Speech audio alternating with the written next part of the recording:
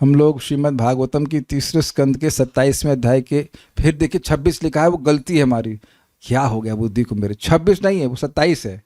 27 में 26 में इतना मन रच गया है कि बार बार 26 26 आ रहा है। 3.27.8 है। I am sorry for this, numbering is wrong. 3:27:8 श्लोक है। तो यहाँ भगवान बता रहे हैं कि भक्तों को जीवन यापन कैसे करना चाहिए। मेरे पीछे बोलिए, यदृच्छयोपलब्धेना यदृच्छयोपलब्धेना संतुष्टो मिद भुग्मुनिः संतुष्टो मित भुग्मुनिः विविक्त शरणः शांतो विविक्त शरणः शांतो मैत्रः करुण आत्मवान् मैत्रः करुण आत्मवान् यदृच्छयोपलब्धेना यदृच्छयोपलब्धेना संतुष्टो मिद भुग्मुनिः संतुष्टो मित भुग्मुनिः विविक्त शरणः शांतो विविक्त शरणः शांतो मैत्रः करुण आत्मवान्। मैत्रः करुण आत्मवान्। बोलिए, यदृच्छयोपलब्धेना यदृच्छयोपलब्धेना संतुष्टो मित भुग्मुनिः संतुष्टो मिद भुग्मुनिः विविक्त शरणः शांतो विविक्त शरणः शांतो मैत्रः करुण आत्मवान्। आत्मवान। ठीक है, तो शब्द को पहले एक बार यहाँ देख लेते हैं, याद कर लीजिए, बताइए तो याद होगा आपको। यदृच्छयोपलब्धेन का संतुष्टो का मतलब क्या हुआ, नहीं याद है? किसी को याद है यहाँ? तो फिर तो समझाना पड़ेगा। इजी था ये तो। इजी क्या इजी क्या इजी करना मतलब बताइए क्या? नहीं नहीं यदृच्छया मतलब स्वतंत्र, अपने आप प्रारब्ध से जो उपलब्ध हो जाए, उपलब्ध समझते मिल जाए, उससे संतुष्ट रहे। जो मिल रहा है उससे संतुष्ट रहे। हाँ, लेकिन कैसे मिल रहा है जो बहुत कठिनाई से मिल रहा है उससे नहीं, जो आसानी से मिल जाए, ऐसे जीवन यापन करना चाहिए। अब देखिए, ये बात हम शायद एक्सप्लेन कर रहे थे, लेकिन फिर से बोल लेते हैं। कठिनाई से नहीं मिल रहा है मतलब आपको जप करने के लिए कथा सुनने का टाइम मिल रहा है, और जप करने के लिए कथा सुनने का टाइम नहीं मिल रहा है। भी का मतलब है ऐसे तो पूरा दिन भक्ति में लगाना चाहिए, लेकिन अब सुबह शाम भी नहीं मिल रहा है, तो अब बहुत कठिनाई में है जीव। Is that okay? विवेक रख करके व्यक्ति को कभी भी जितना संभव हो सके ये रात वाला जॉब नहीं करना चाहिए। अगर संभव हो तो, वैसे तो उसके बिना जीवन निर्वाह नहीं हो पाता है। अगर आप करना, ऐसे तो है, अगर आप रात का जॉब ना करें तो। हमारे सुमित प्रभु को 15,000 रुपये का जॉब मिला है। आप कहेंगे ऐसे क्यों बोल रहे हैं? बिना कुछ किए, कुछ नहीं करना पड़ता ना, बल्कि 2-3 घंटे के लिए पहुंच गए तो उनकी तारीफ होती कि आप टाइम से आ गए उससे पहले वाला उतना भी नहीं करता था। तो मैं इनके साथ, मैं था वेदवादनी और सुमित प्रभु थे, तो हम लोग गए थे, कहाँ गए थे? चांपाहाटी में एक नित्यानंद ब्रह्मचारी हैं, तो वो 30 साल से वहाँ जंगल में रह रहे। तो हमने उनको बोला, देखो वो तो कुछ नहीं कमा रहा, खूब खा रहे हैं पी रहे हैं, बल्कि भक्तों को भी दे रहे हैं, सब कुछ कर रहे हैं, मंदिर का निर्माण भी कर रहे हैं, तो उससे और कंफर्टेबल है ना आप तो मायापुर के अंदर ही रह रहे हो। खाने पीने के लिए 15,000 बहुत होता है मायापुर में आराम से। और उनको रूम भी हमसे बड़ा घर मिला है, 2 BHK विद इन 4,000 रुपया में। 2 BHK 4,000 Mayapur, first class fresh 2 BHK। और इसमें कभी इस रूम में सोते हैं, कभी इस रूम में सोते हैं लेकिन सो ये दिख रहा है कि है ना, आराम से मिल गया है। हाँ देखो, काले कृष्ण झूठ तो नहीं बोल रहे ना। एक रूम मकान मालिक के लिए, काले कृष्ण को दिक्कत है कि मकान मालिक एक रूम कैसे ले लिया भाई, है ना। 4,000 में, आपका रूम कितना बड़ा है? 6,000 में शर्म नहीं आती बोलने में उनको बाथरूम जैसा रूम दे दिया छोटा सा, उसमें रहना पड़ रहा है। तब तो पॉइंट क्या है कि अब ये 2 BHK में संतुष्ट है, ये अपना बाथरूम में संतुष्ट है छोटे से रूम में, जबकि ये इनका साइज बड़ा है शरीर का। तो आप देख रहे हैं कि संतुष्ट रहना चाहिए। लेकिन एक बात आप क्लियर समझ लीजिए कि ये गुण नहीं आ सकता है जब तक कि व्यक्ति कथा ना सुने। जब कथा सुनेगा तो अपने आप मन में उसके अभाव का नाश हो जाएगा। वैभव प्रभु का बड़ा सुंदर रियलाइजेशन है। कहते हैं नोएडा से आए हैं, तो कह रहे हैं यहाँ वृंदावन में कितना इजी है, आप बिना चप्पल के भी घूम सकते हो, लोग अप्रिशिएट करें, तपस्वी है, ब्रज की रज का सम्मान करता है कि नहीं। वो भी नहीं, अगर आप जमीन पे लौट रहे हैं, आई मीन लौटना नहीं, दंडवत परिक्रमा कोई कर रहा है, अगर नोएडा में कोई कर तो पुलिस पकड़ लेगी, है ना। दिल्ली में, कोलकाता उसको करना शुरू करे तो कहेगा पागल हो गया क्या। गाड़ी चाप देगी उसको, बोला, लेकिन उससे पहले कहेगी इसको क्या हो गया, पागल हो गया है। लेकिन ब्रज में कोई कर रहा है तो अरे बड़ा संत है, बहुत संत साधु है ना। यहाँ का सिस्टम ही अलग है, मतलब सिस्टम सब अलग है। एक भक्त तो बोले कि हाँ नोएडा में हम कॉल सेंटर में काम कर लेंगे, खाना कहीं लंगर में खा लेंगे। मैं नोएडा में लंगर होता है?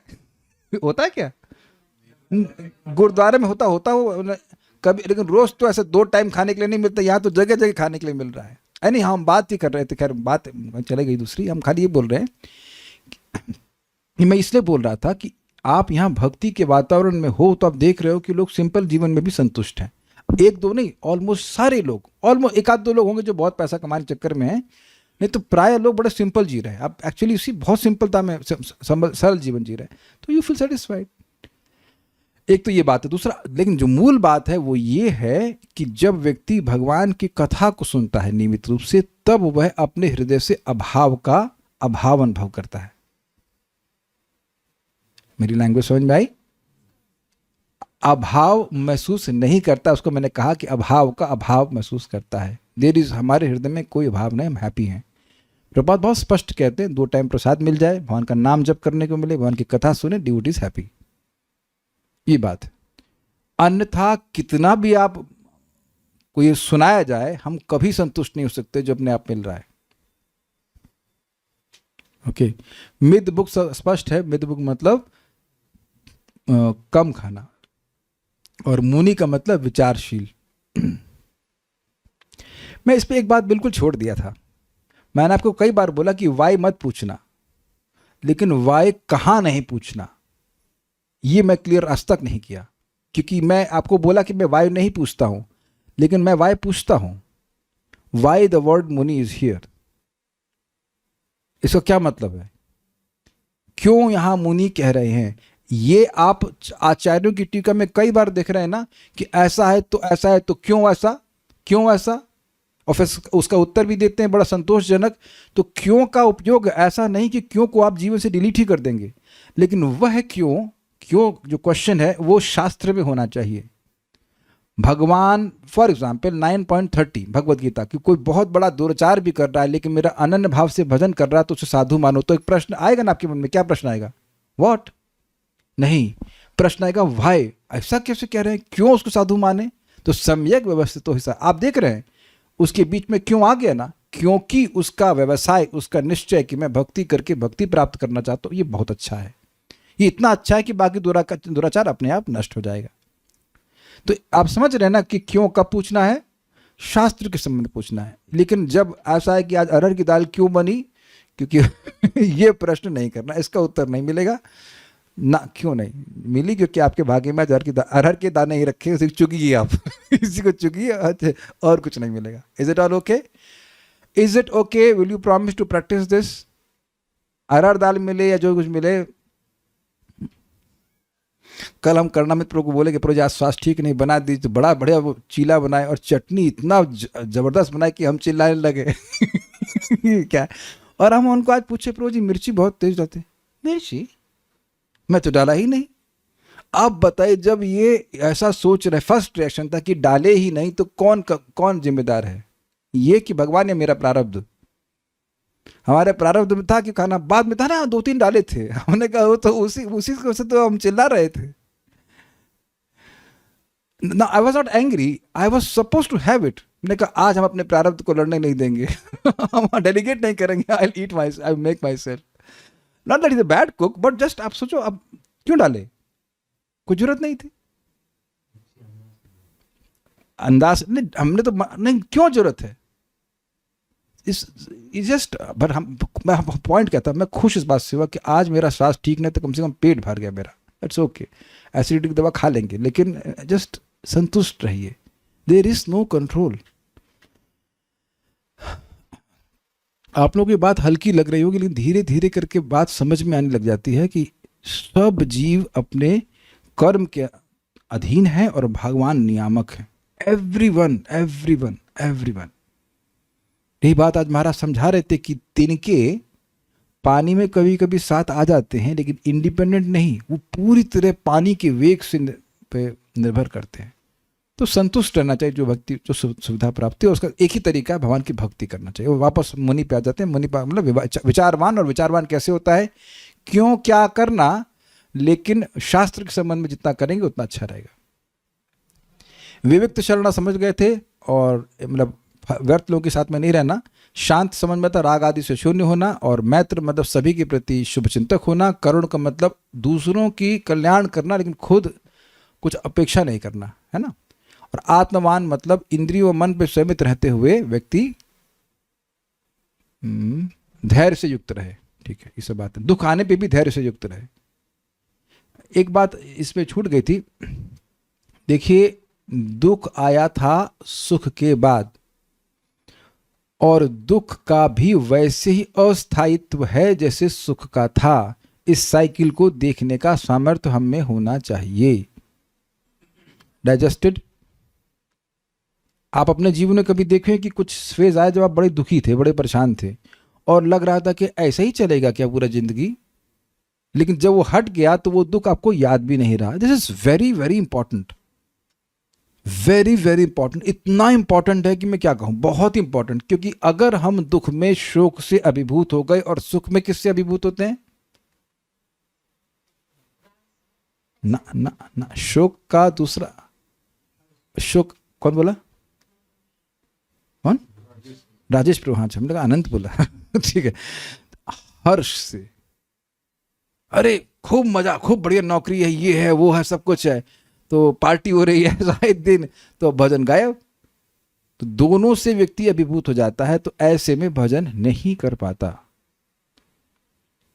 हमेशा भक्त को याद रखना चाहिए कि जितना मिलना चाहिए उससे दुख कम मिल रहा है, और जितना मिलना चाहिए उससे अधिक सुख मिल रहा है। भगवान की कृपा से सब संतुष्ट हैं, लाइक दिस। एंड दोनों ही चीजों से आप सुखी नहीं हो सकते। मैं सुखी नहीं हो सकता, पदार्थ से जीव सुखी नहीं हो सकता। सो धीरे धीरे करके व्यक्ति को, इससे इनडिफरेंट होते हुए व्यक्ति को धैर्यवान रहना चाहिए। आज जैसे मेरा स्वास्थ्य थोड़ा ठीक नहीं था, तो मैं डॉक्टर के पास गया, तो डॉक्टर साहब बड़े मजाकिया हैं, कहते हैं मेरे को भी है मैं घर जाऊंगा मेरा सर दर्द होगा ये। तो मैंने कहा जब भाई ये मेरी ही सिचुएशन में 3 घंटा अपने क्लिनिक पे बैठ सकते हैं, विच इज़ क्वाइट बोरिंग, मतलब इट्स नॉट वेरी एक्साइटिंग, तो मैं अपने क्लिनिक पे क्यों नहीं, अपना क्लिनिक क्यों ना खोलूं भाई। And I am actually very happy, I am not feeling diseased. So Krishna can give you inspiration like anything. फिर मुझे अपने गुरु महाराज याद आ रहे थे। एक बार महाराज यहाँ पे वृंदावन में कई साल पहले यात्रा लेके आते हैं, तो यात्रा लेके आए थे, फोगला में क्लास दे रहे थे, तो महाराज को बहुत तेज बुखार हो गया था, 104 पहुंच गया था। तो किसी भक्त ने सुना था कि मैं अपने बुखार को ठीक किया था, कोई जड़ी बूटी लेकर के, उसका क्या कहते हैं भूल रहा हूँ मैं, नाग गिलोय एग्जैक्टली। तो बोले आप गिलोय ला सकते हैं, तो हम गिलोय ला के दिए। महाराज हॉस्पिस में रुके हुए थे, तो फिर मुझे लगा शायद महाराज अब शाम को क्लास नहीं देंगे, तो महाराज फिर वहाँ पहुँचे क्लास देने के लिए। Now that's how they are transcending. तो महाराज का बड़ा सुंदर शब्द है, सफरिंग इज फॉर एवरीवन।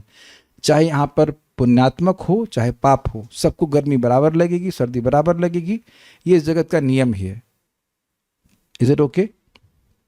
तो व्यक्ति दुख में रहते हुए भी धैर्यवान रहता है, सिंपल सी बात है। हाँ, राग मतलब क्या होता है? देखिए, राग और द्वेष दोनों समझ लीजिए। जब कोई व्यक्ति, आपको कभी ऐसा लगा कि कोई व्यक्ति बहुत पसंद आ रहा हो, I love you so much या whatever, I you like him, that is called raga. अब वो क्यों लाइक होता है? हमारी इंद्रिय तृप्ति देता है। इंद्रिय तृप्ति मतलब हमें कुछ खाने के लिए दे दिया, हमें कुछ देखने के लिए दे दिया, हमें कुछ सुनने के लिए दे दिया, जो हमको हमारी इंद्रियों को, सेंसेस को अच्छा लगता है, तो उससे हमें राग हो जाता है। अब वही व्यक्ति कुछ उल्टा बोल दिया या कुछ खराब बोल दिया या खराब कुछ कार्य कर दिया, तो उससे हमें द्वेष होता है। राग और द्वेष समझ रहे हैं? Attachment and aversion. Aversion you understand? Aversion तो हम सब लोग समझते हैं। अवर्जन, लाइक डिसलाइक, यस, ये भी कह सकते हैं। राग मतलब कितना अच्छा आदमी, कितना अच्छा आदमी। इसको और संस्कृत में समझाऊं तो अविरोध प्रीति। अविरोध समझ में आ गया? कोई विरोध नहीं है, और प्रीति, अच्छा आदमी, अच्छा, बड़ा अच्छा आदमी, बड़ा अच्छा आदमी। ये बहुत मजेदार है, समझ में आए? ये और सटल है। This is very nice. अविरोध प्रीति। आपने वैभव प्रभु एक चीज नोटिस करी कि मैंने अभी तक राग शब्द दिखाया नहीं है, आपने कैच करके पूछा है। Did you notice this? मैं श्लोक में राग नहीं था, मैं समझा रहा था, एक शब्द समझा रहा था, शांत मतलब राग आदि से शून्य होना, और आपने पकड़ा, you see should you have a catching power to hear Bhagavatam. नहीं तो मैंने इस क्लास में राग तो बोला नहीं था, उस खाली एक बार बोला था। So very good, I R hearing very nicely. राग मतलब बस ये चाहिए, ये चाहिए, ये चाहिए, ये चाहिए, और उसके बाद द्वेष मतलब ये नहीं चाहिए, ये नहीं चाहिए, ये नहीं चाहिए, नहीं चाहिए। होता है ना, लोग लव मैरिज करते हैं, उसके बाद विद प्रेम से डिवोर्स, क्रोध divorce, anger divorce, love marriage. ये हमको इतना नहीं समझाना पड़ेगा ना, ये तो है ना चीज। बहुत बार बोलते हैं ना लड़कियां, I love you, I love you, love you, and then I don't want to see you, I like that. वो मंत्र भी स्टार्ट हो जाता है कि नहीं? आपने कभी ऐसा अपने चित्त में अनुभव नहीं किया कि कोई व्यक्ति पसंद आ रहा है और वही व्यक्ति एकदम एकदम खराब लग रहा होता है? स्पेशली कोई अपमान कर दे तो बहुत द्वेष आता है, हमारी महिमा नहीं समझ रहे हैं। तात्पर्य बहुत सुंदर तात्पर्य प्रभुपाद जी का। जिस किसी ने भी शरीर स्वीकार किया है उसे काम करके या किसी आजीविका के द्वारा शरीर की आवश्यकताएं पूरी करनी चाहिए। इसको गीता में कहा क्या है, किसी को याद है? शरीर यात्रा पिचते न प्रसिद्धेद अकर्मणः। शरीर यात्रा, शरीर को भी आप बिना कर्म किए निर्वाह नहीं कर सकते। चलो मान लीजिए कि आपकी पैसिव इनकम है, तो पैसिव ईटिंग तो नहीं हो सकती है ना, कि बिना कुछ चबाए कुछ किए आप भोजन कर लेंगे। वहां कुछ तो कर्म करना पड़ेगा ना। चलो खाना भी नहीं बनाना पड़ रहा है तो खाना तो पड़ेगा, कुछ तो करना पड़ेगा ना। तो कर्म किए बिना व्यक्ति शरीर की आवश्यकताओं को पूरा नहीं कर सकता। लेकिन बात बहुत इंपॉर्टेंट है और वो अगली बात है, भक्त को उतनी आय के लिए कार्य करना चाहिए जितनी नितांत आवश्यकता हो। उसे उतनी ही आय से संतुष्ट रहना चाहिए और अनावश्यक रूप से संचित करने के लिए तथा अधिक के लिए प्रयास नहीं करना चाहिए। बदअवस्था में जिस मनुष्य के पास धन नहीं होता वह प्रकृति पर प्रभुत्व जमाने के उद्देश्य से धन कमाने के लिए सदैव कठिन श्रम करता देखा जाता है। कपिल देव उपदेश देते हैं कि हमें ऐसी वस्तुओं के लिए कठिन प्रयास करने की आवश्यकता नहीं जो किसी बाह्य परिश्रम के बिना स्वतः मिल सकती हैं। इस प्रसंग में प्रयुक्त सही शब्द है यदृच्छया, जिसका अर्थ है कि प्रत्येक जीव को इस शरीर में पूर्व निर्धारित सुख तथा दुख मिलते हैं। यह कर्म का सिद्धांत कहलाता है। ऐसा संभव नहीं कि अधिकाधिक धन संग्रह के प्रयासों से ही मनुष्य ऐसा कर सकेगा, अन्यथा प्रायः सारे व्यक्ति अपने पूर्व निर्धारित कर्म के अनुसार कमाते तथा प्राप्त करते हैं। इसको थोड़ा समझ लीजिए, ये बड़ा मजेदार पॉइंट है। देखिए, पहली बात यह व्यक्ति स्मरण करे कि वह बहुत लंबा नहीं जिएगा, ये क्लियर समझ लेना चाहिए। वो कितना जिएगा इसका भी कोई हिसाब नहीं है। हो सकता है वह आज का आखिरी दिन हो ना, दैट चेंजेस एवरीथिंग। अगर थोड़ा सा भी ये विचार करे कि आज उसका आखिरी दिन अवश्य हो सकता है, पाकिस्तान से मिसाइल मारने की जरूरत नहीं है, ड्रोन भेजने की जरूरत नहीं है, you can be killed in the bathroom by anything, किसी भी से मर सकते हैं, एनी डैम थिंग। फिजियोथेरेपी कराते हुए मर सकते हैं, कुछ भी मरने के लिए बहुत इजी है। ओके।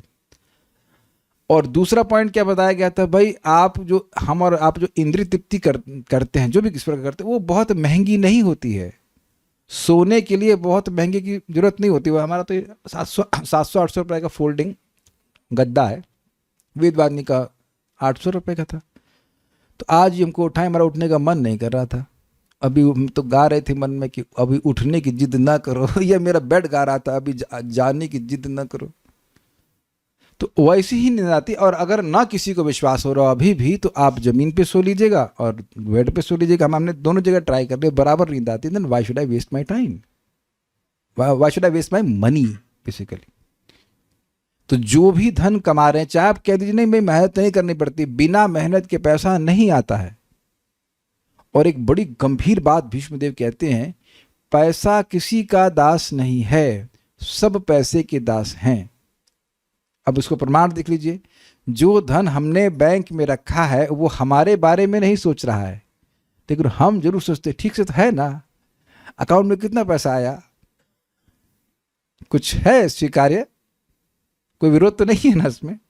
वो तो जो चिंता कर रहा है स्वामी तो वही होगा ना, जो मतलब जो स्वामी है वो तो चिंता नहीं कर रहा है। और हम चिंता कर रहे हैं धन कहाँ कैसे रहेगा कैसे रहेगा, और फिर उसको लाने में मेहनत है, उसको रखने में मेहनत है, खर्च एक्स्ट्रा ना हो जाए, बहुत सारा परिश्रम है। भाई 50 करोड़ नहीं है तो 50 करोड़ के टेंशन भी तो नहीं है। Do you agree with this? और बहुत सारे भक्त यहां बिना 50 करोड़ के ही अपने पूरे 50 साल बिता चुके होंगे। स्वीकार है ये भी? तो उम्मीद है कि बात समझ में आ रही होगी। जितने की आवश्यकता हो, और एक और इसमें बड़ी उलझी हुई बात है, जितना हम इकट्ठा कर लेते हैं एक इल्यूजन हो जाता है कि इससे कम में हम कैसे जिएंगे। वेदवादिनी या किसी भी माता जी के मन में एक होगा कि 3 सेट कपड़े में हम कैसे जी सकते हैं। कौन माता जी यहाँ 3 सेट कपड़ा ही रखी हैं? कोई तो दूर दूर तक कोई शहर में नहीं है। ठीक है, ओके ओके, मेरे पास भी धोती की कम से कम 6-7 सेट हैं, so I am not blaming anyone. लेकिन यही वेदवादिनी और मैं, जब बाढ़ आई थी हमारे हम लोग के पास लिमिटेड सामान था, 3-3 जोड़ा लेकर के घूम रहे इधर से उधर, मतलब नोएडा और मतलब जहाँ जहाँ गए, जहाँ पानी जहाँ बाढ़ नहीं आई थी, प्रलय नहीं आई थी, तो जी गई हैं कि वेदवादिनी नहीं जी आप उसमें। तब कोई बोला आपको, अरे 3 सेट में जी रही हो, बस कैसा पति मिला, कुछ देता नहीं, कुछ भी नहीं, no just happy, no you just adjust.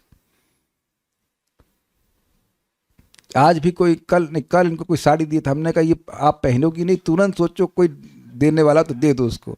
अगर माता जी हैं तो हम आपको बता दें, कोई एक्स्ट्रा कपड़ा वेदवादिनी को देगा तो वो दूसरे को जाएगा, इसके पास नहीं जाएगा, हम रहने नहीं देंगे घर में। We are not here to accumulate more and more, क्योंकि अत्याहार से आपकी भक्ति डाउन होती है। समझे बात? एक्स्ट्रा इकट्ठा करने से आपकी भक्ति डाउन होती है। कभी कभी लोग समझ नहीं पाते कि इससे भी भक्ति डाउन होती है। अत्याहार, बस भरते रहो भरते रहो भरते रहो वैसे कर। तो ये बड़ी इंटरेस्टिंग बात है कि जितनी आवश्यकता बढ़ाएंगे उतना ही आवश्यकता और बढ़ती जाएगी। सुरसा वाला एग्जाम्पल पता है ना, हनुमान जी बढ़ रहे थे तो सुरसा का मुंह बढ़ रहा था, तो वैसे ही रहेगा।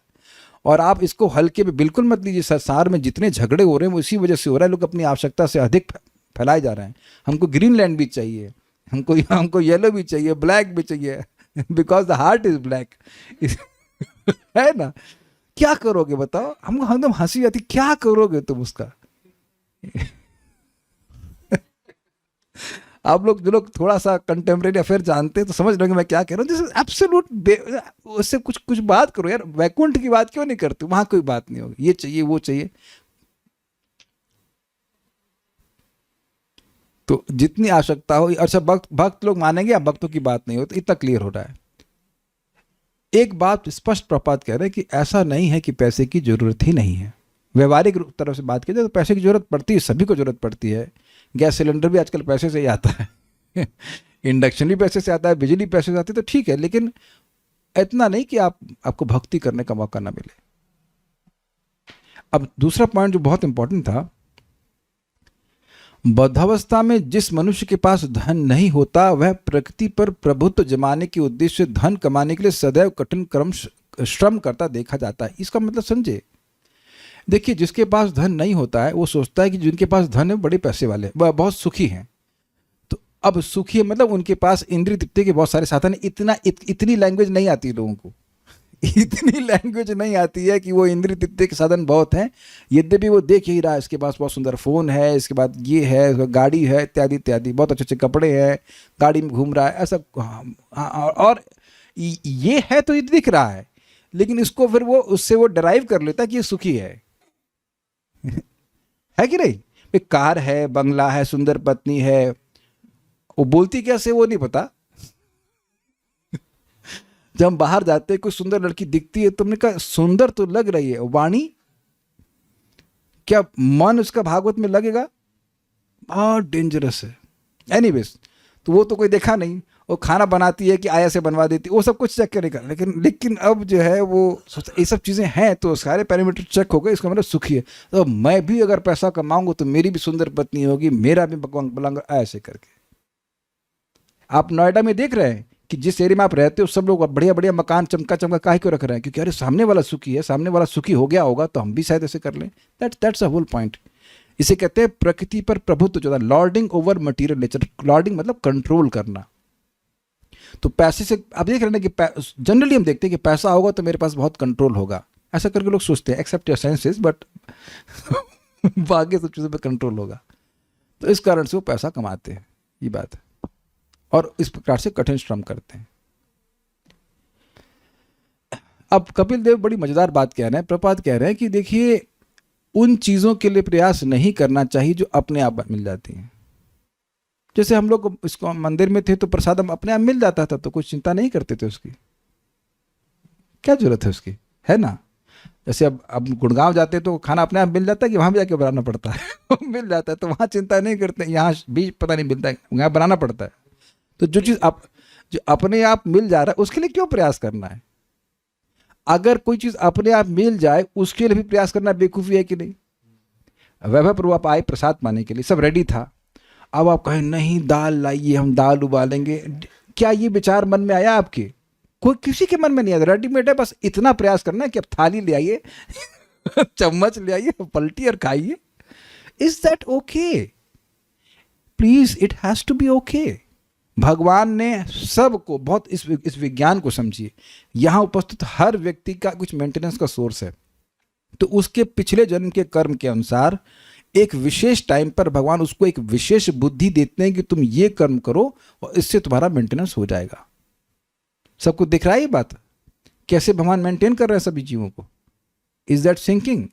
बंदर को भी बुद्धि देते हैं, देखो ये आ गया बाबा, ये ध्यान नहीं दे रहा है, पकड़ो चश्मा उड़ाता रहो उसका, चश्मा उतारो, और एक फ्रूटी नहीं, 2 फ्रूटी से कम नहीं दोगे, 2 फ्रूटी से कम में मत मानना। तो हम प्रैक्टिकल देख रहे थे कि ईश्वर सर्वभूतानाम हृदय से अर्जुन तिष्ठति, सबको ज्ञान दे रहे हैं भगवान अंदर बैठे बैठे कि 2 फ्रूटी से कम नहीं, इसके पास पैसे हैं, दे ला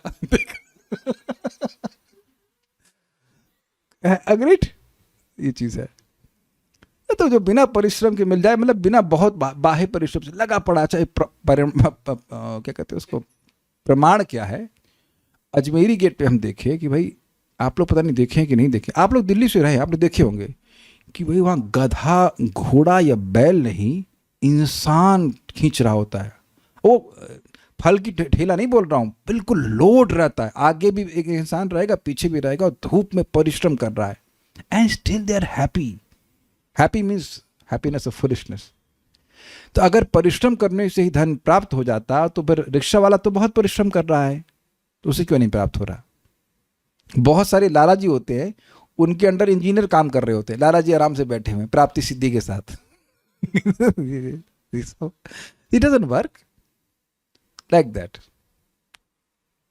इस प्रसंग में प्रयुक्त सही शब्द है यदृच्छया, जिसका अर्थ है कि प्रत्येक जीव को इस शरीर में पूर्व निर्धारित सुख तथा दुख मिलते हैं, यह कर्म का सिद्धांत कहलाता है। आप लोगों को पता नहीं ऐसा है कि नहीं, हमारे जो एस्ट्रोलॉजर थे, हमारे मतलब जिनसे हम कंसल्ट किया, काफ़ी प्रिसाइज थे, 40 साल में ये बीमारी होगी, उसके बाद ये बीमारी होगी, उसके बाद ये होगा। हमने अच्छा पहले सेट है सब कुछ, तो कुछ मैं उसका प्रतिकार नहीं कर रहा हूँ, बस इट जस्ट हेल्प्स। क्या चाहिए, सब पहले से सेट है कि अब ये होगा, अब ये होगा, अब ये होगा, ये होगा।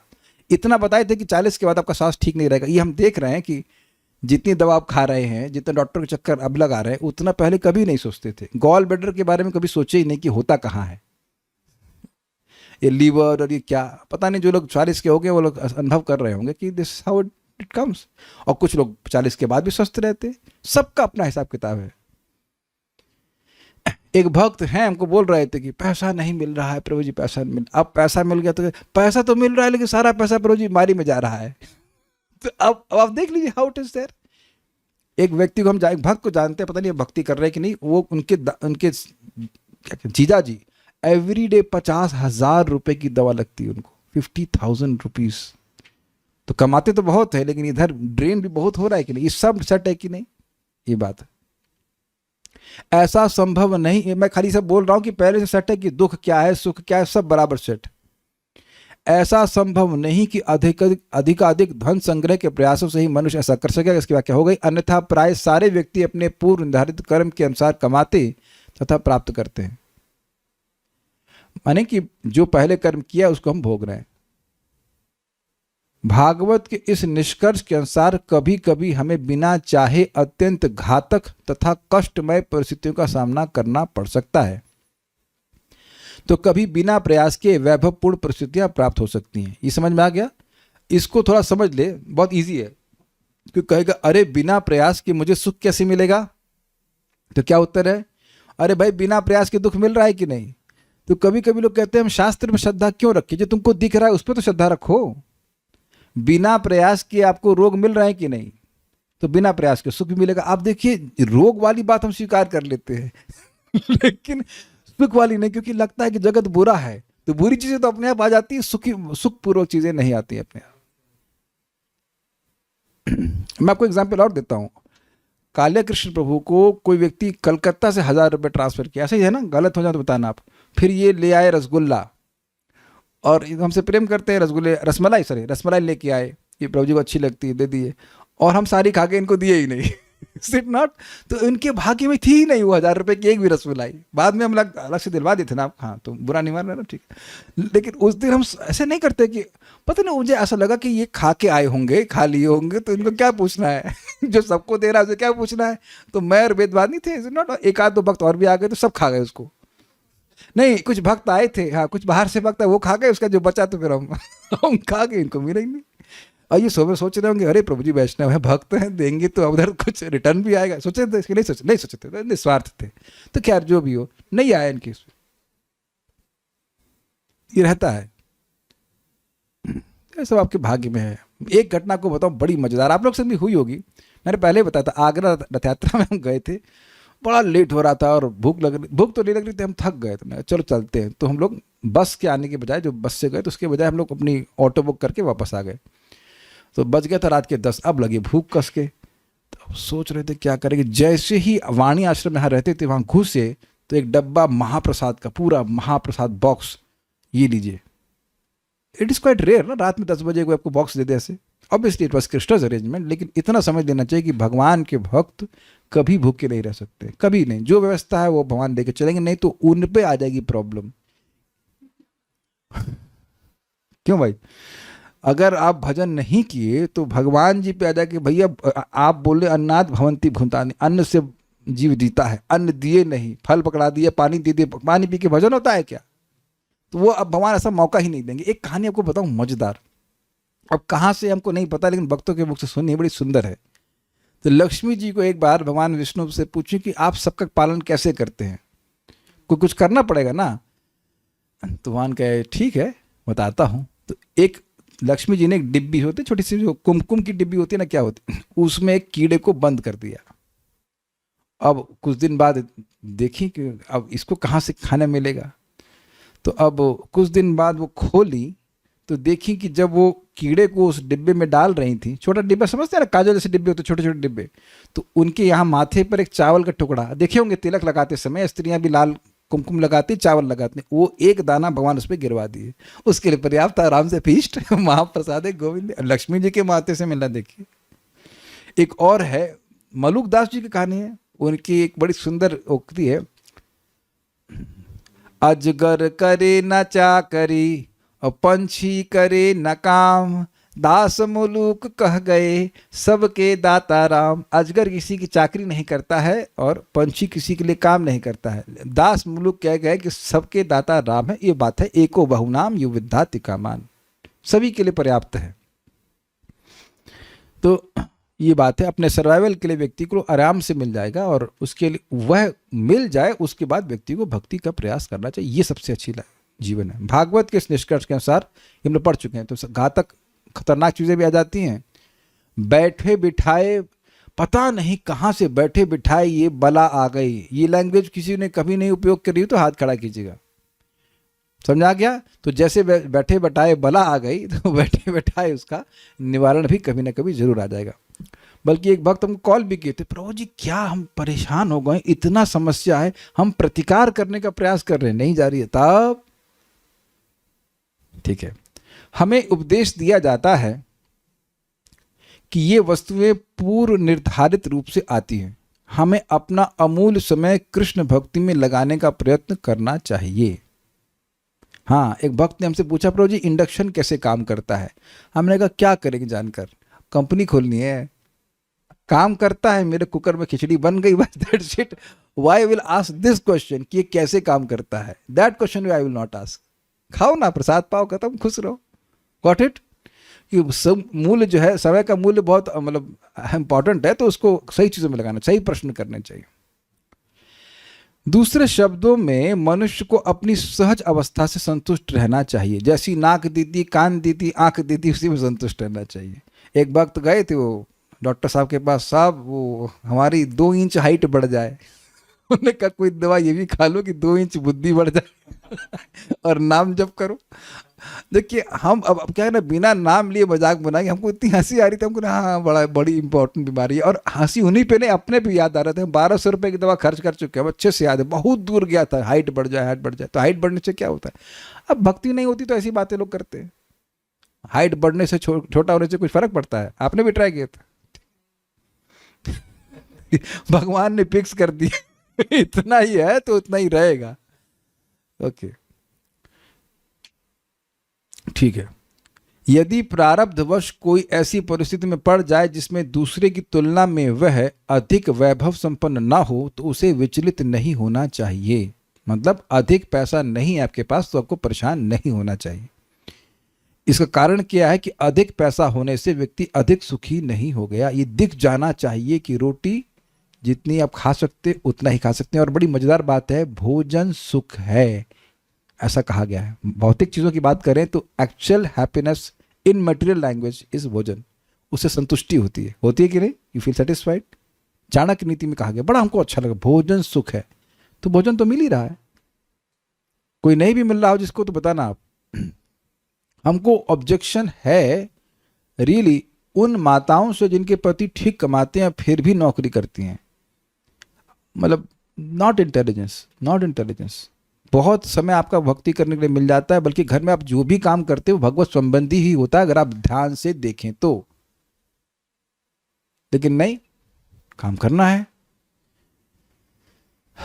अब क्या कह सकते हैं, लेकिन ऐसा है। उसे चाहिए कि वह अपना समय कृष्ण भक्ति बढ़ाने में लगाए। क्यों? क्योंकि ये आपके कर्म पर निर्भर नहीं करता। भक्ति जितनी कर रहे हैं भक्ति बढ़ती जाएगी। You are absolutely free to increase your bhakti. इसमें कर्म कुछ नहीं कर सकता। जब कर्म भक्ति में ला नहीं सकता तो कर्म भक्ति बढ़ा भी नहीं सकता है। आप भक्ति करिए, यू कैन नॉट से कि मेरा ऐसा कर्म है कि मैं भक्ति नहीं कर सकता। ऐसा नहीं हो सकता। सभी लोग हरे कृष्ण मंत्र बोल सकते हैं, सभी लोग प्रसाद पा सकते हैं। इसे सो टाइम ईजी। पत्रम पुष्पम फलम तो ये भगवान प्रणाम, सबको सब लोग भगवान को प्रणाम कर सकते हैं। सीखने की बात है।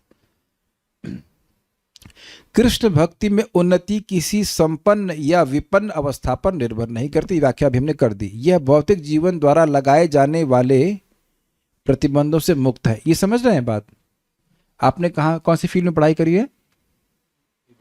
इवेंट मैनेजमेंट में। तो आप मैकेनिकल इंजीनियरिंग कर लेंगे, एम फार्मा तो कर ही लेंगे, इजी होता है, कर लो। नहीं, ऐसे मजाक करते हैं, ठीक है। अब मुझसे कोई कहते अरे आप इतना पढ़ रहे हैं, थोड़ा एम फार्मा कर लेते। चलो हम नहीं कर रहे, वेदवाद नहीं, आप करेंगे, पढ़ाई करवा दें, माता जी ट्यूशन दे देंगे आपको। आप एस्ट्रोलॉजी पढ़ने चाहेंगे, राधिका प्रभु आप मैकेनिकल इंजीनियरिंग। तब आप देखिए कि अगर हम भौतिक विषयों की बात करें तो सब लोग परेशान हो जाएंगे। लेकिन ये भी देखो, जूम पे भी कुछ बच्चे भी बैठे हैं। रघुनाथ दास प्रभु की बेटी भी बैठी हुई है और अकेले बैठी, मतलब समझ में आ रहा है, कुछ लगता है। सुमेध प्रभु हैं, नंदी देवी माता जी, सबकी अलग अलग उम्र, अलग अलग बैकग्राउंड, सब भक्ति कर रहे हैं। सत्य प्रकाश प्रभु नेवी से रिटायर्ड है, if I am not wrong. Dravid Prabhu I think software engineer, I guess, yes. सब लोग अलग अलग है। प्रिय शर्मा माता जी आप क्या हैं? हाउस वाइफ हैं। यू आर मोस्ट इंटेलिजेंट, ठीक है। तो आप देख लीजिए कि सब लोग अलग अलग बैकग्राउंड से हैं और सब लोग भगवान की बात समझ रहे हैं। तो क्या योग्यता चाहिए? कुछ भी नहीं।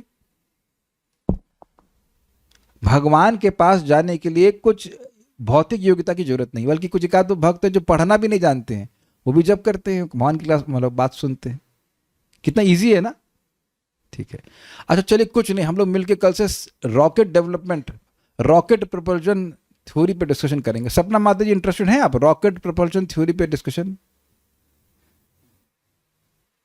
तो पहली बात तो शायद समझ में ना आ रहा हो कि हम बात क्या कर रहे हैं, इज इट नॉट?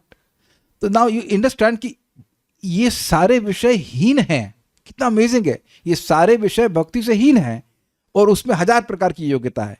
और भक्ति उत्कृष्ट है, दिव्य है, भगवान की धाम की प्राप्ति कराने वाली है, लेकिन उसमें कोई योग्यता नहीं है। कुछ योग्यता नहीं चाहिए। क्या योग्यता है? इच्छा। आपकी इच्छा है, आप भक्ति कर सकते हैं, बस। कोनु राजन इंद्रियमान मुकुंद चरणाम्बुजम न भजेत सर्वतो मृत्युपास्य अमरोत्तमय। तो जो इंद्रियमान है, मनुष्य की इंद्रियों से युक्त है, वो भजन कर सकता है। तो ऐसा कौन होगा जो नहीं करेगा? क्योंकि बहुत आसान है करना, ये बात यहाँ पे कह रहे हैं। अतः उसे भगवान द्वारा प्रदत्त अपनी स्थिति से संतुष्ट रहना चाहिए। ये थोड़ा समझिए, मजेदार बात। जीवन का उद्देश्य है भक्ति करना, पॉइंट नंबर 1। और भक्ति व्यक्ति किसी भी भौतिक अवस्था से कर सकता है, पॉइंट नंबर 2।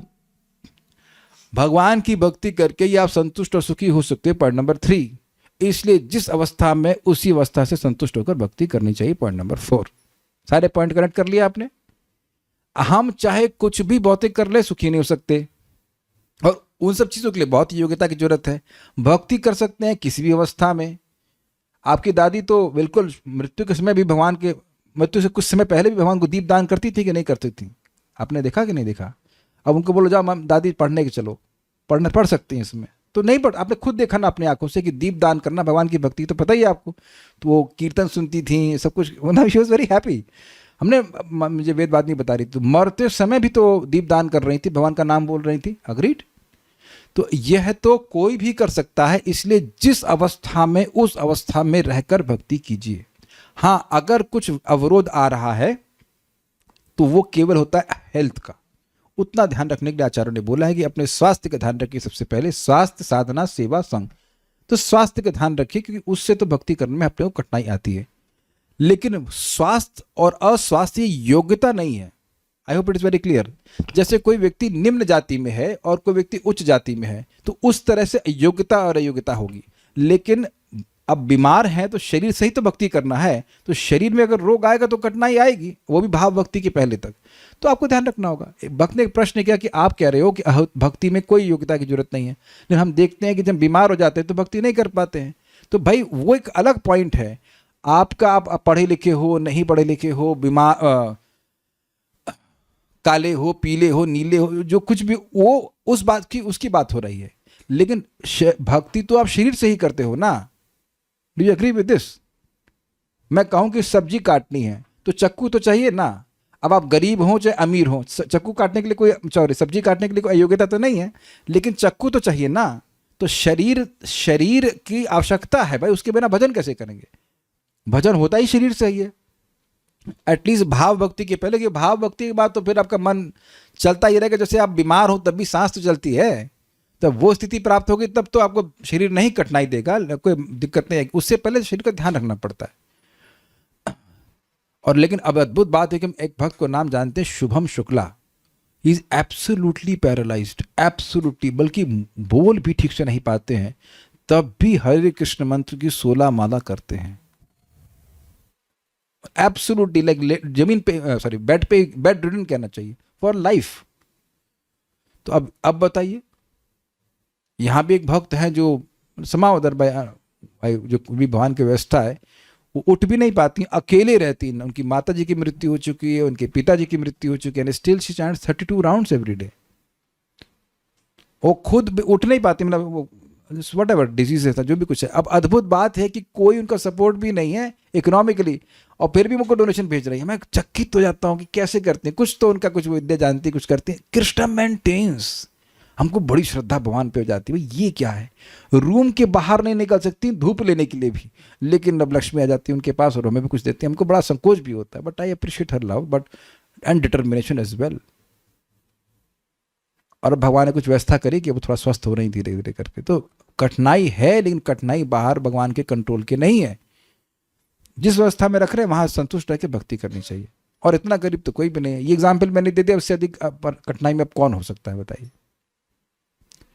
यहां अन्य शब्द मित भुक आया है। इसका यह अर्थ है कि मनुष्य को शरीर बनाए रखने के लिए जितनी आवश्यकता हो उतना ही भोजन करना चाहिए। मनुष्य को जीव की तुष्टि के कारण पेटू नहीं बन जाना चाहिए।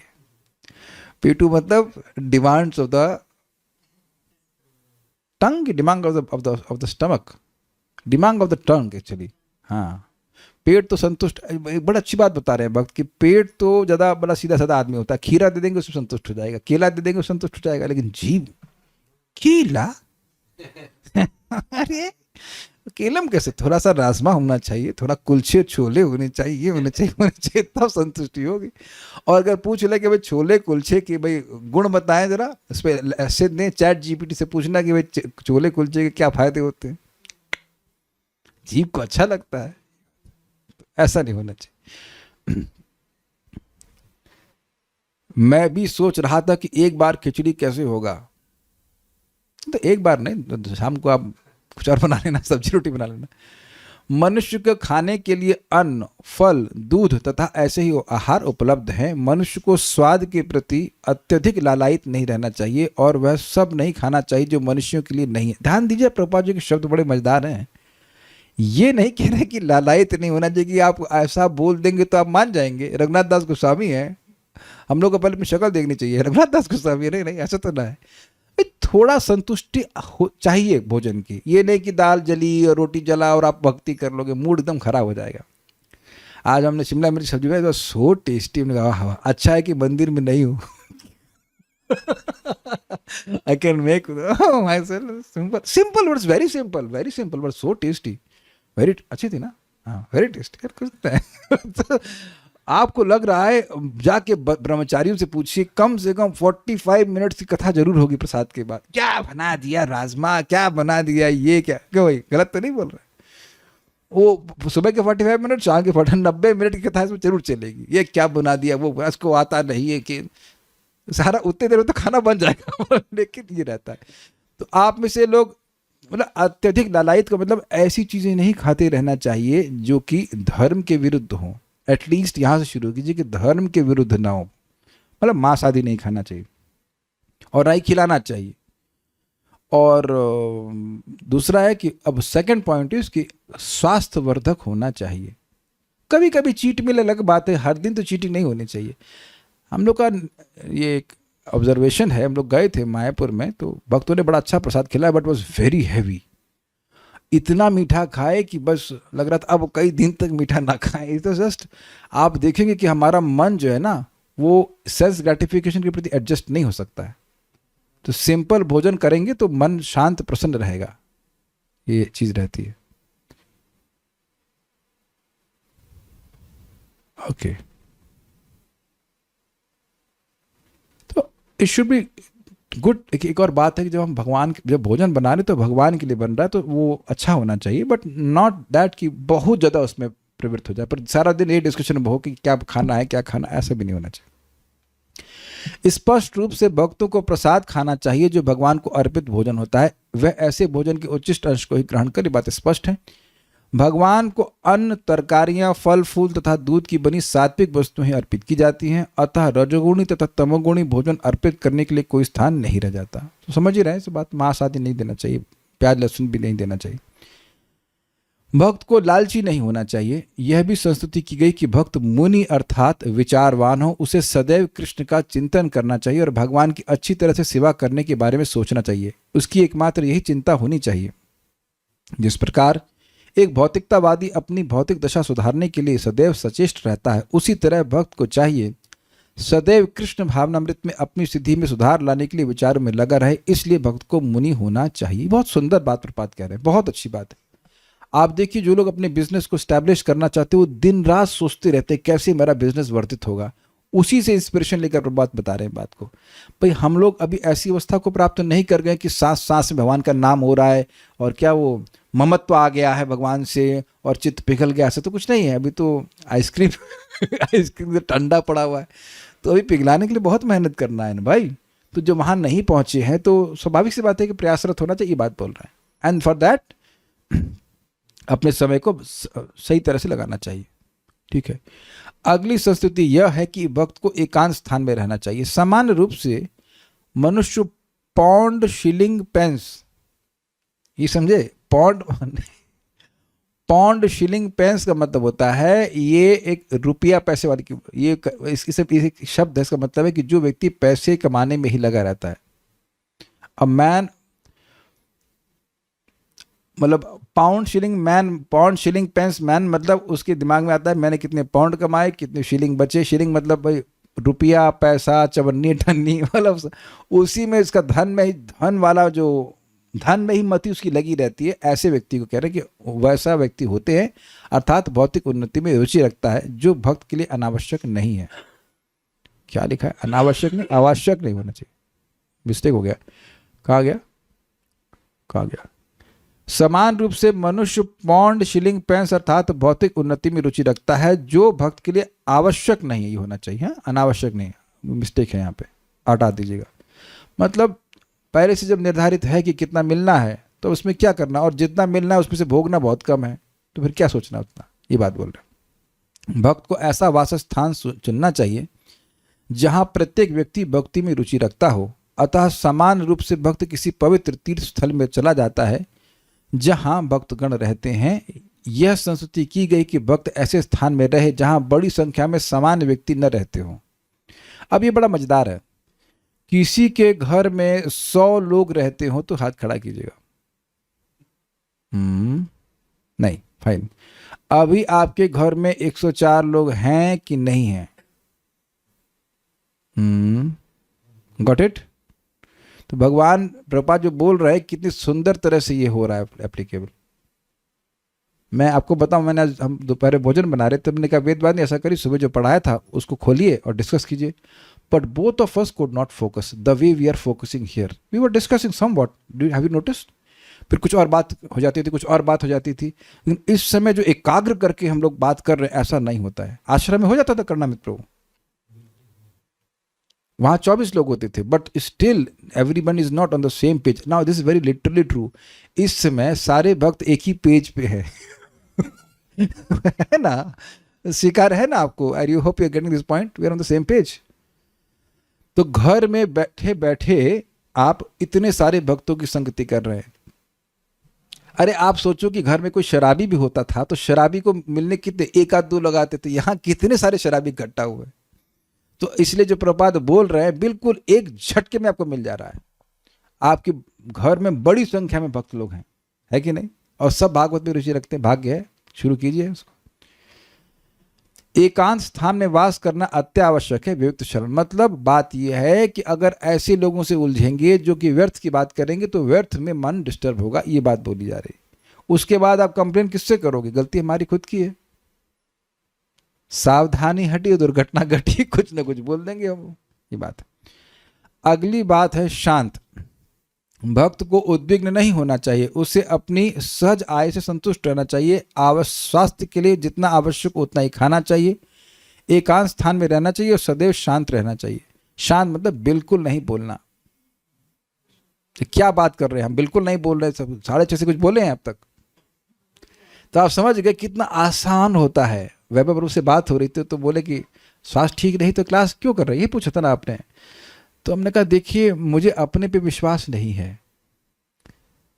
6:15 बात हो रही थी शायद, आप तो पूछ रहे थे कि स्वास्थ्य ठीक नहीं, थोड़ा बहुत तो आप रेस्ट करें, जैसे why are you giving class.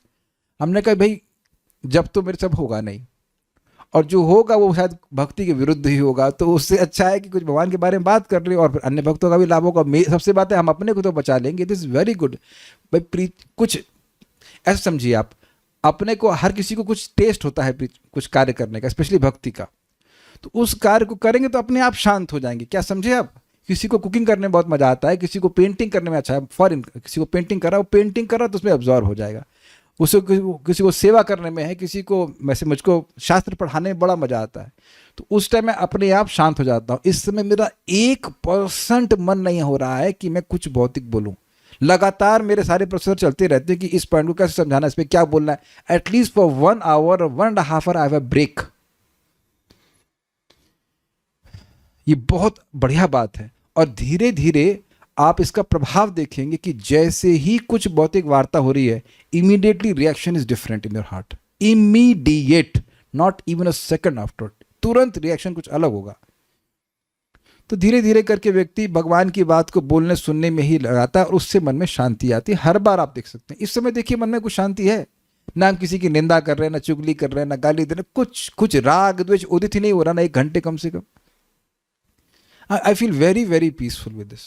कई बार मन थोड़ा डिस्टर्ब होता है, सुबह भी मन थोड़ा डिस्टर्ब था किसी भी कारण से, तो फिर मैं देखा क्लास में, फिर मन प्रसन्न होता है। And it is like a switch. पता नहीं आप लोगों के संग ऐसा होता है क्या? अगर आप देख लेना कि भगवान करे आपको ऐसा अनुभव हो, मतलब होता ही है, इसमें भगवान प्रार्थना करने की क्या जरूरत है, क्षमा कीजिएगा, तो मिल ही जाता है। कुछ डिस्टर्बेंस हुआ, कुछ हुआ, आप ये मत सोचो कि ठीक होगे तब क्लास में आओगे। आप डिस्कशन में आइए, देखिए अपने आप मन शांत हो जाएगा। एटलीस्ट 1 घंटे जो हम लोग बात कर रहे हैं उसमें तो जरूर शांत हो जाएगा, महसूस करेंगे आप। ये प्रैक्टिकल देखा गया, ये प्रभाव है भगवान की कथा का। कृष्ण भक्ति संपन्न करने के लिए मन की शांति आवश्यक है। मतलब अगर व्यक्ति, अब ये बहुत इंपॉर्टेंट है, तो ये तो लग रहा है कि शांति पहले आएगी फिर भक्ति आएगी, नहीं। प्रभुपाद यहाँ पे क्या कह रहे हैं थोड़ा समझिए। कोई रजोगुणी तमोगुणी होगा तो भी भक्ति कर सकता है, नो प्रॉब्लम। लेकिन अगर भक्ति में स्थिर रहना चाहता है तो उसको सतोगुणी जीवन जीना होगा, तब वो भक्ति को शांति संपन्न कर सकता है। ये देखा गया है। मैं कितने लोग बोलता हूँ, प्रभु आप 5 बजे उठ के आ सकते हैं? हाँ हाँ हाँ हाँ। और उसके बाद 15 दिन तक 5 बजता ही नहीं, पता नहीं सूरज नहीं उगता होगा शायद। So that means they are having a lifestyle which is not conforming to bhakti. ये बात बोल रहे, तो शांति से भक्ति नहीं कर पाएगा। आज ये करूंगा, आज ये करूंगा, आज ये करूंगा, ऐसे करके रहेगा। अगली बात है मैत्र, अर्थात मैत्री भाव। भक्त को हर एक के साथ मैत्री भाव रखना चाहिए, किंतु घनिष्ठता केवल भक्तों से होनी चाहिए। स्पष्ट है, मतलब सबके प्रति शुभचिंतक होना चाहिए, किसी का अहित नहीं होना चाहिए। और आप जरा विचार कीजिएगा, बड़ा मजेदार है। आप कभी सोचते हो कि काश अमुक व्यक्ति भक्त बन जाता? वो बने या ना बने, लेकिन आपके मन में जो एक्सपेंशन है कॉन्शियसनेस, वो कैसा लगा आपको? अच्छा लगा? मान लो कोई व्यक्ति बीमार है तो आपके मन में आया था काश ये ठीक हो जाते। Is that good feeling? तो अब वो होगा आगे कि नहीं होगा वो तो उसके कर्म के अनुसार है, भगवान के। लेकिन आप तो प्रसन्न हुए ना, आपका चित्त खुश हुआ कि नहीं? This is very nice. मैत्री मतलब शुभ चिंतन होना। और एक और बात समझ लें कि शुभ भी सही डायरेक्शन में होना चाहिए। हम लोग सोचते हैं कि उसकी नौकरी लग जाएगी तो वो सुखी हो जाएगा। इससे पहले कि आप आगे सोचिए, आप ऐसे व्यक्ति को भी तो जानते हैं ना जिसके पास नौकरी और वो सुखी नहीं है। तो नौकरी होने या नहीं होने मात्र से कोई व्यक्ति सुखी नहीं हो जाता। Is it all okay? शुभ चिंतन मतलब वो व्यक्ति भक्त बन जाए, उसके कुछ तो भक्ति की तरफ रुझान हो जाए, that is the best and actual शुभ चिंतन। ऐसे मैत्री होनी चाहिए। लेकिन उसकी घनिष्ठता केवल भक्तों से होनी चाहिए, क्योंकि जिनसे घनिष्ठता होगी उनके गुण हमारे में आने लग जाएंगे। अन्यों के संग साथ औपचारिक होना चाहिए। वह कहे हाँ महाशय आप जो कहते हैं वह सब ठीक है। ये बड़ा मजेदार है। This way you avoid so many enemies. Gaurav Prabhu समझ में आ रहा है आपको? बॉस हो या कुलीग हो, जो बोले हाँ हाँ आप सही कह रहे हैं, बिल्कुल सही कह रहे हैं, बस खत्म। लेकिन मैं थोड़ा सा काम कर लूँ, उसे मैं थोड़ा सा काम कर लेता हूँ, बाद में बात करते हैं। आप बिल्कुल सही कह रहे हैं, very good, yes yes yes. In this way we can cut off so much conversation as well. आप सही कह रहे हैं, सही बात है। और वो तो सही कह, वह सही ही तो कह रहा है। कोई व्यक्ति यहां आप मिले जो कह रहा, सोच रहा हो कि मैं गलत बोल रहा हूं और बोलता जाए। कुछ समझे बात? एक डॉक्टर साहब के पास हम गए थे, तो उससे पहले एक पेशेंट थे, वो बोल रहे हैं आधे घंटे तक बोलते जा रहे हैं कि मैं 6 बजे इतने बजे दूध पीता हूँ, मैं तो ये करता हूँ। मैंने कहा ये क्या कर रहा है ना। और दूसरे व्यक्ति जो बगल में थे कि इनकी बोलने की बहुत आदत है। फिर हमको तरफ देखे डॉक्टर साहब ने कि ये वेट कर रहे हैं जस्ट पूरा। बट एक हमने नोटिस किया, उसकी आवाज़ बड़ी अच्छी थी, जो कुछ भी हो बस very clear and crisp sound. काश इसमें हरे कृष्णा बोल रहे थे और कथा बोल रहे हो तो कितना अच्छा लगता। Was I can't explain the कुछ लोग ना साउंड बहुत अच्छा होता है, पता नहीं हम नाम नहीं याद है, लेकिन एक भक्त बलराम हॉल में क्लास दे रहे थे, वो तो वॉइस वॉज सो अट्रैक्टिव। और तो वो थोड़ा सा कंपोज नहीं कर पा रहे थे अपने लेक्चर को, बट जो आवाज़, कुछ लोगों की आवाज़ इतनी अच्छी होती है कि बड़ा अच्छा लग रहा सुनने में। कंटेंट अच्छा नहीं था लेकिन आवाज़ बहुत अच्छी थी। तो अब वही चीज़ का उपयोग मेरे मन में आया उनके लिए, शुभ चिंतन कि काश ये भगवान का नाम कर रहे थे, मथुरा में रहते थे, अगर काश भगवान का नाम बोल रहे होते, हरी कथा कर रहे होते, तो कितना है, बोल लो सुबह से शाम तक बोलते रहो, रेडियो जॉकी बन जाओ, कोई कठिनाई नहीं है। बट एनीवेज आप सब ठीक हैं, सब सही कह रहे हैं, वो जो भी बोल रहे सब ठीक है, and that we don't have fights. किंतु उनके साथ घनिष्ठ ना बने। देखिए ये परखने की क्षमता होनी चाहिए कि इस सामने वाले की एस्पिरेशन क्या है। सबसे तो अच्छा है कि मिनिमम इंटरेक्शन कीजिए। हम देख रहे हैं कि चैट ने हमको बचा लिया, calls is are so dangerous, क्योंकि कोई कुछ भाई मेहनत तो लगती नहीं बोलने में, खट से कुछ बोल देते हैं, हमको लग जाएगा, या हम कुछ बोल दे उसको लग जाएगा, बस समझाते रहो, सॉरी सॉरी करते रहो। अगर मुझे अब किसी की बात बुरी लगती है, मैं क्या करता हूँ पता है, अपने एंड पे चैट डिलीट कर देता हूँ ताकि मन दोबारा देखे ही नहीं उसको मालूम नहीं चलता, लगता है बोल दिया प्रभु जी को अपने, हाँ बोल दो, आप लोगों को नहीं मालूम चलेगा, अपने एंड पे डिलीट कर देते, खत्म, उसका उत्तर ही नहीं देना, खत्म। Silence avoids many enemies, smile creates many friends. अगर किसी को है पहले ओपन, आपको बता रहा हूँ ये सब तरीके हैं, उसको सोचते मत रहिए अरे इसने हमको ऐसा बोल दिया। अरे भाई भागवत पढ़ो ना उतने टाइम में, काहे सोच रहे उसने ऐसे बोल दिया। वो सोच के तो ना बोल रहा है आपको, सोच के कपिल देव बोल रहे हैं, सोच के प्रभुपाद लिख रहे हैं, वो नहीं पढ़ रहे हैं। और ये हमको ऐसा बोल दिया, हमको वैसा बोल दिया, बेवकूफ कहेंगे। डिलीट करो तो खत्म करो। तो घनिष्ठ ना बने, किंतु ऐसे भक्त को ऐसे लोगों पर दयालु होना चाहिए जो भोले भाले हैं, जो ना तो नास्तिक हैं ना आत्म साक्षात्कार में अत्यधिक प्रगत हैं। ये समझ में आ गया? बिल्कुल भगवान के अगेंस्ट नहीं है, लेकिन अब भगवान के बारे में जानना चाहेंगे, या अगर उनको कुछ बताया जाएगा तो जानने, इसको करना चाहिए। इसीलिए Kaliya Krishna Prabhu, you preach when a person is submissive. नहीं तो आपको लगेगा कोई प्रीच्ड होता ही नहीं, खाली आप ही हुए। कोई होता नहीं है लेकिन आप ही हुए। और ऐसा नहीं है कि ऐसे लोग नहीं होते हैं। पॉइंट पता क्या है? हम जो हमारे पास आ रहा है, क्या हम उसको वैल्यू कर रहे हैं? हम उसको वैल्यू ही नहीं कर रहे। जो हमारे पास आया, जो थोड़ा सा सबमिसिव है, उसको वैल्यू नहीं करते। हम सोचते हैं आसन में बैठेंगे, 50-100 लोग होंगे, प्रीचिंग करेंगे, तब हम प्रीचिंग करेंगे। लेकिन भगवान आपसे क्या उम्मीद कर रहे हैं? जा रे देखो तारे कहो कृष्ण उपदेश। जो आया वो भी तो रेयर ऑफ द रेयर है भाई। Is it okay?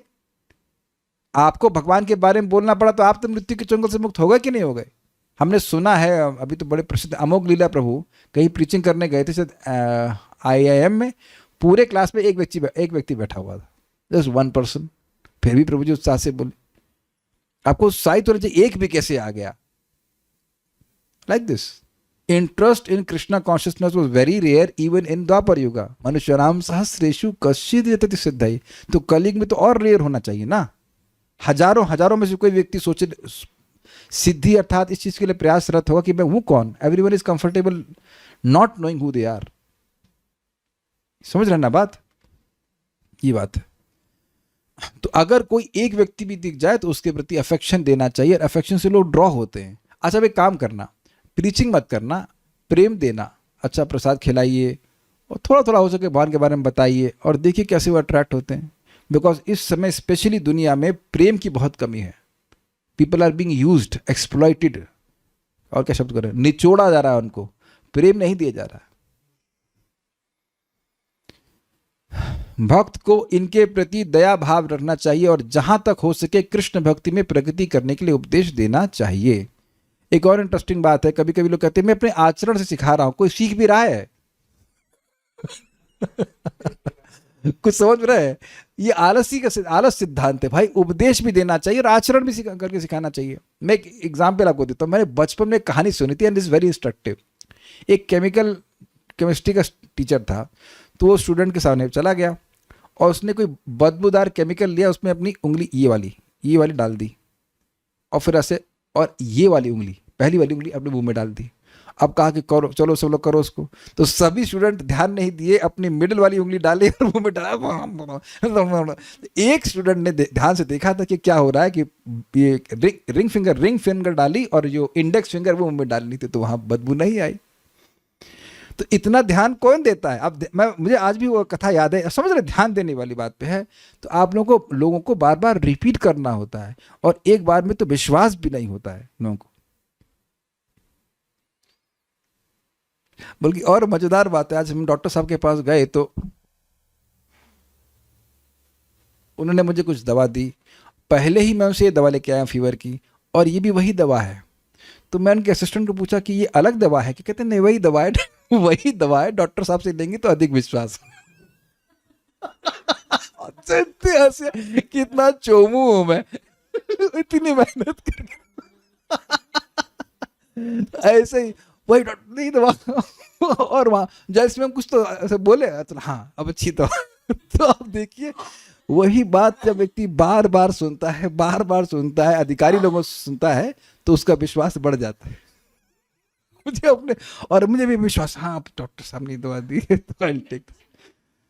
अब एक बार में व्यक्ति को समझ में नहीं आता कि भक्ति करके सुखी हो जाओगे आप। इसीलिए देखिए रिपीट हो रहे हैं। और एक अमेजिंग बात है कि 11वें स्कंद का एक श्लोक आप देखना, 11-39, आप देख 11-39 और सिपने 11-38, वहां भी यही बात बोली जा रही है कि जब तक भाई सपने वाला एग्जाम्पल, सपने के पीछे पड़ गए।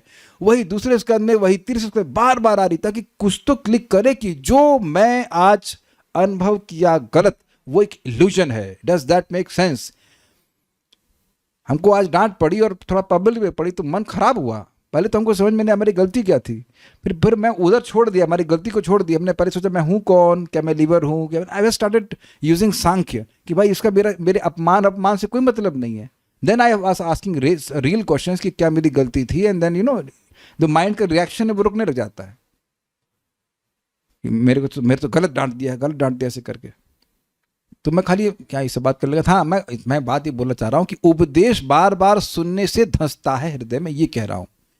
पापा पापा बोलना आप एक बार में नहीं सीख गए, तो वही बात है, कई बार बोलने से उपदेश देने से समझ में आता। और एक इंटरेस्टिंग बात यह भी है कि टीचर को उपदेश बार बार देना चाहिए, यद्यपि कभी कभी स्टूडेंट ना मान पाए। मैं चलो ओपन बोल रहा हूँ, पिछली बार महाराज से मैं डांट खाया था क्योंकि मैंने प्रश्न असंगत पूछा था।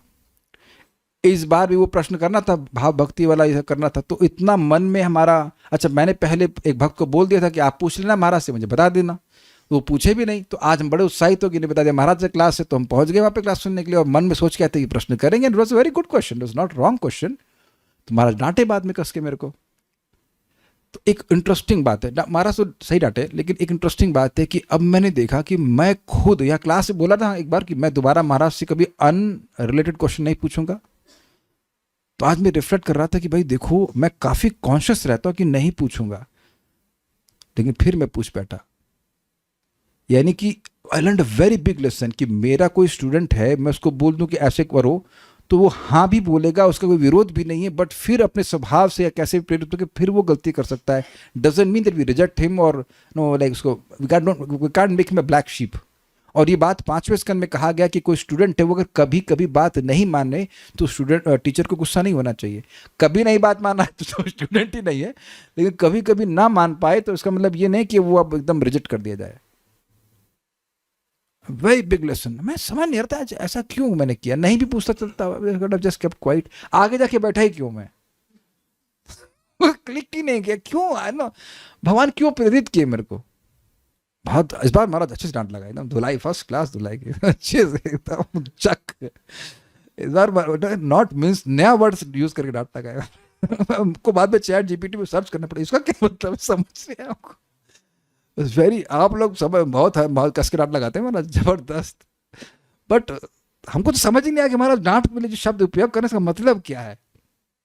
तो anyways, so what I am trying to say कि क्या बात करने लग गया था मैं, ये कहाँ से आगे बात। हाँ, बार बार उपदेश सुनने से व्यक्ति फिर बात उसको धारण कर पाता है। भक्त को सदैव आत्मान या स्वरूप सिद्ध होना चाहिए। उसे ये कभी नहीं भूलना चाहिए कि उसका मुख्य कार्य आध्यात्मिक चेतना या कृष्ण भक्ति में प्रगति लाना। आप देखिए हमारे इसमें ग्रुप में इस तरह की बात आ रही थी तो भक्त बोले हाँ प्रभु जी आपकी क्लास के बाद मैं न्यूज़ देखता हूँ। तो अब उसने सीखा क्या, ये बताइए, उसने सीखा क्या?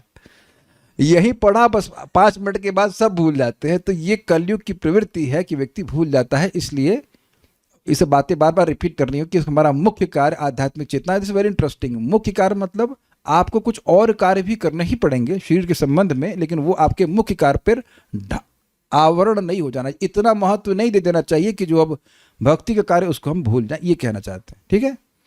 और ये बहुत ज़्यादा होता है। मैं यहाँ पे आ रहा था, बात मैं रिपीट कर दूं।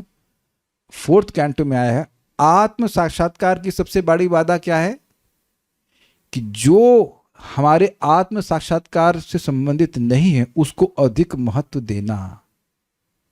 अब देखो जितनी बार ये सब हम बस सुनते हैं ना, इट इज कौंधता है मन में कि अरे हम कौन कौन सी बातों को महत्व दे रहे हैं जो कि वो जो हमारे आत्म साक्षात्कार में हमारी भक्ति के लिए इंपॉर्टेंट नहीं है।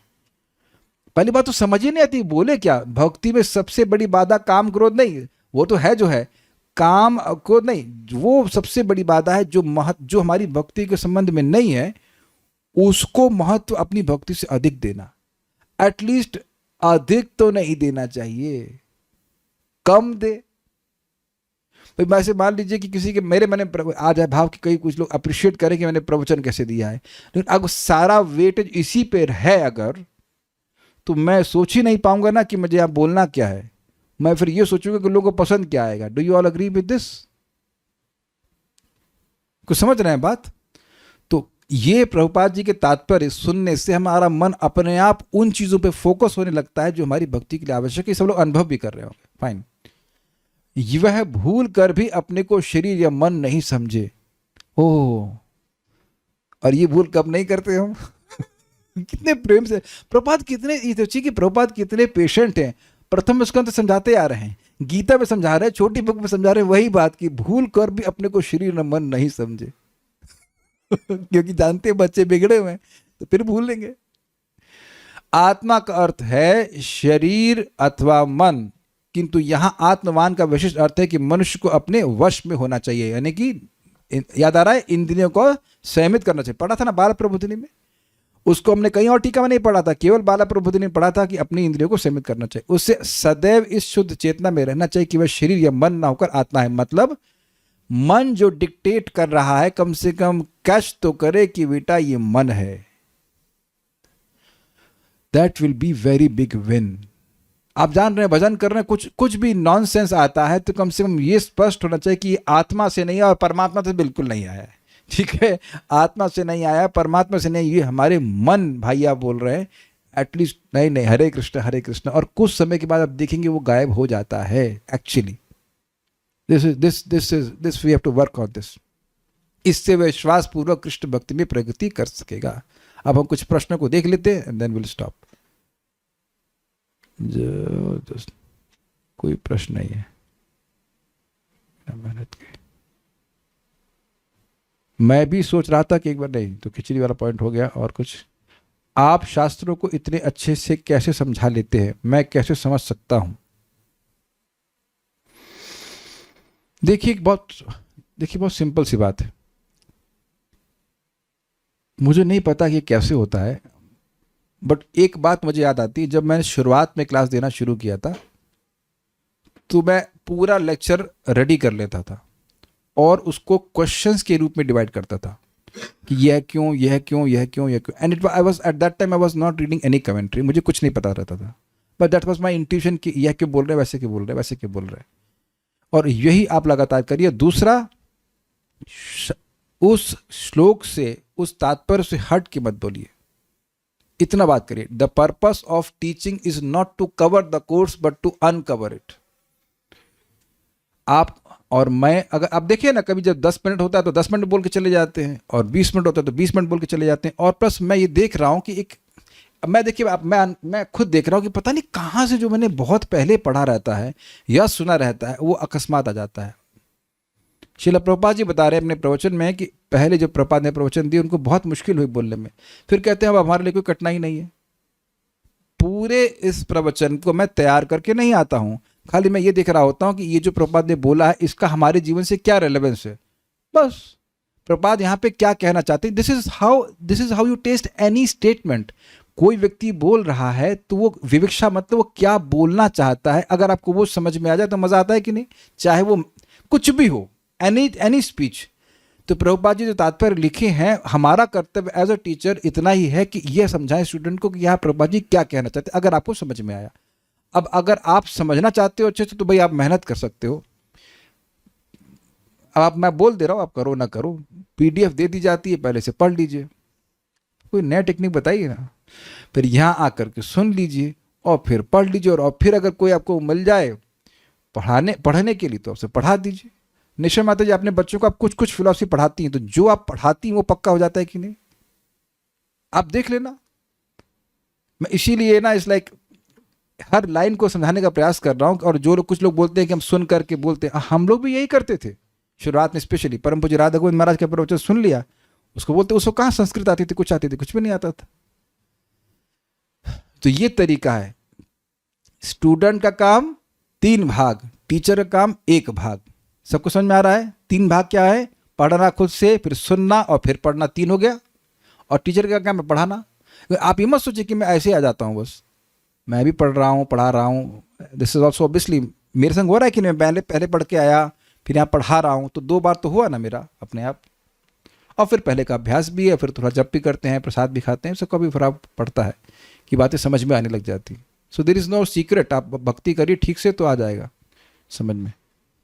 बस क्लास ही अच्छे से सुन पाते हैं, रिकॉर्डिंग का टाइम भटक जाते हैं, उस टाइम मन कैसे लगाएं कि भक्ति में मन को फिक्स करें।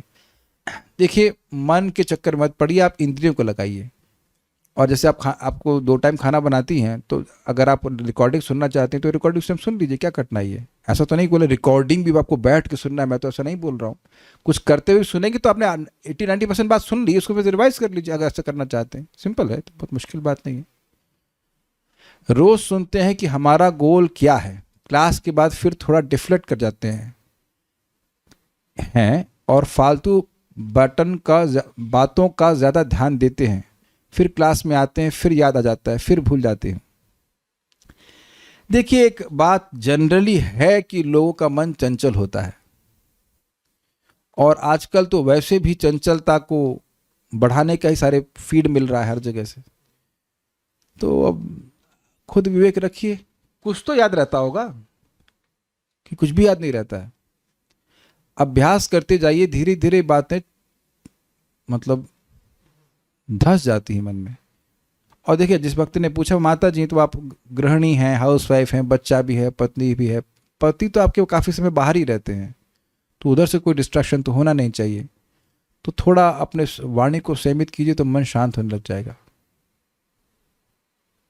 जैसे अभी मान लीजिए, अभी मैं अगर मान लीजिए क्लास तैयार करूंगा तो मैं विद्वानी को बोल देता हूँ कि आप अपने रूम पे रेस्ट कीजिए, जो भी कुछ करिए, कुछ भी करिए, हमको इस समय मत डिस्टर्ब करिए। कई बार बोलता हूँ कि नहीं, क्योंकि बहुत मन एकाग्र करना पड़ता है, बात समझ में एक बार में नहीं आती, स्पेशली नई नई बातें।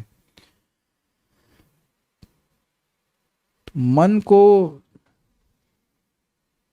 ज़्यादा इंटरेक्शन करने से लोगों से मन उलझ जाता है। ये मेरा एक शब्द, बहुत सिंपल सा स्टेटमेंट है। Literally for me it is fearful to go out of the room also, I want to be house man. उससे बाहर जरा सा भी इंटरेक्शन आप एक्स्ट्रा करेंगे ना, तो कुछ नहीं पता लोग क्या बोल देंगे फिर। और स्पेशली अब मेरा मन ऐसा है कि वो उसमें घूमने लगता है ऐसे सारी चीज़ें, पता नहीं कुछ भी सुनते से फिर उसमें कुछ निचोड़ते, अपने कुछ काम का निकला इसमें से, कुछ कृष्णा कॉन्शियस निकला कि नहीं निकला। तो रिमाइंड करना चाहिए अपने आप को, बार बार अभ्यास करने से याद हो जाता है।